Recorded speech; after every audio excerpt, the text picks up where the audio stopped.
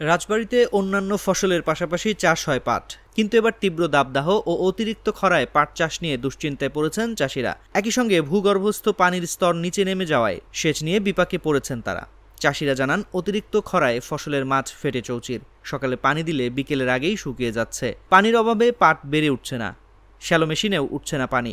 দাবদাহ বেশি হওয়ায় বিগত সময়ের তুলনায় জমিতে সেচ লাগছে বেশি, যে কারণে এবার ফলন কম হওয়ার আশঙ্কা করছেন চাষিরা।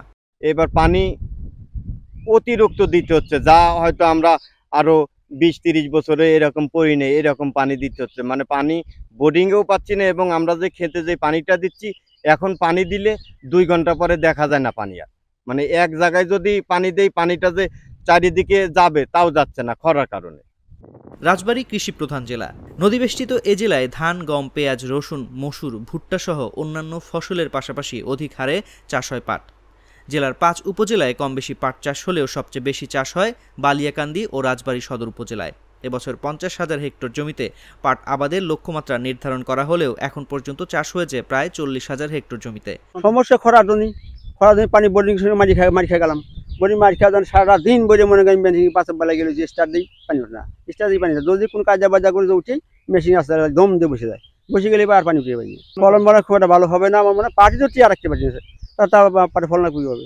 লস তো মানে আল্লাহর ইচ্ছে, কি হবে না হবে তা বলা যায় না, এখনো পরিস্থিতি ভয়াবহ। আমাদের এতদিন আমরা পানি দিছি 2 থেকে 2 বার পানি দিছি, কিন্তু কি বার দিতে হচ্ছে 3-4 বার পানি দেই, 4 বার থেকে 5 বার, কিন্তু পানি কম উঠতেছে। এবার কম ওঠার কারণে পানি বেশি লাগতেছে। ঘন্টা আগে 2 ঘন্টা করে লাগতো পাখিতে, এবার লাগতেছে 4-5 ঘন্টা, 6 ঘন্টা।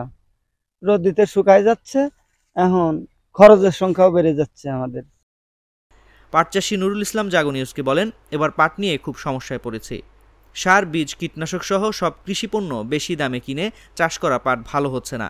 অতিরিক্ত খরায় ক্ষেত শুকিয়ে পাট বেড়ে উঠছে না। চাষী আব্দুল মান্নান বলেন, আগে এ সময় যেখানে 2 বার সেচ দিতে হতো, এবার সেখানে 4 থেকে 5 বার পানি দিয়েও কুল পাচ্ছি না।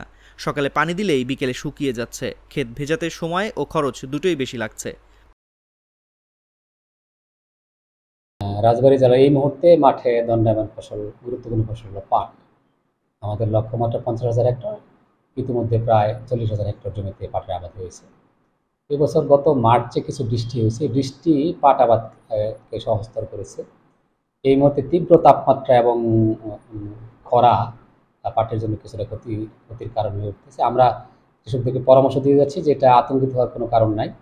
এই তাপমাত্রার পাট গাছ যেগুলি বড় হচ্ছে, এগুলোর তেমন ক্ষতি হবে না। যখন পরে বৃষ্টি হবে, বৃষ্টিতে কিছু ক্ষতি যে হয়েও যায়, এটা বৃষ্টিতে কাটিয়ে উঠতে পারবে। আর এখন ব্যাপক সেচ দেওয়ার প্রয়োজন নেই। যদি কোথাও এরকম হয় যে চারার অগ্র বা কচি পাতা ঝলসে যাচ্ছে, সেই ক্ষেত্রে শুধু কিছু সেচ দেওয়া যেতে পারে, নাহলে সেচ না দেওয়ার জন্য আমরা কৃষকদেরকে পরামর্শ দিচ্ছি। এবং আমরা উঠান বৈঠকের মাধ্যমে কৃষকদেরকে আরও পরামর্শ দেবো যেন তারা আতঙ্কিত না হয়। তারা ধৈর্য ধরে বৃষ্টি হলে পাট গাছের যে ক্ষতির সম্ভাবনা দেখা দিচ্ছে, এটা কাটিয়ে উঠতে পারে। পাটের এখন তো মাত্র অঙ্কুরিত হওয়ার সময়, এখনই খুব ভিজিবল গ্রোথ হবে না, এটা আস্তে আস্তে হবে। আতঙ্কিত হওয়ার কোনো কারণ নাই। আমরা এরকম আবহাওয়া পাট আমরা অভ্যস্ত, এবং পাটের ক্ষেত্রে এরকম আবহাওয়া পাট এবং বোনা অংশের ক্ষেত্রে এই আবহাওয়া কোনোভাবেই ক্ষতিকর না। কৃষকরা যেটা মনে করতেছে যে বৃদ্ধি যথেষ্ট না, এটা আসলে সব ক্ষেত্রে সত্য না। এই কিছুদিন অপেক্ষা করলে বৃদ্ধি স্বাভাবিক হবে, এবং আতঙ্কিত হওয়ার কোনো কারণ নাই। পাটের ফলন ইনশাল্লাহ ভালো হবে।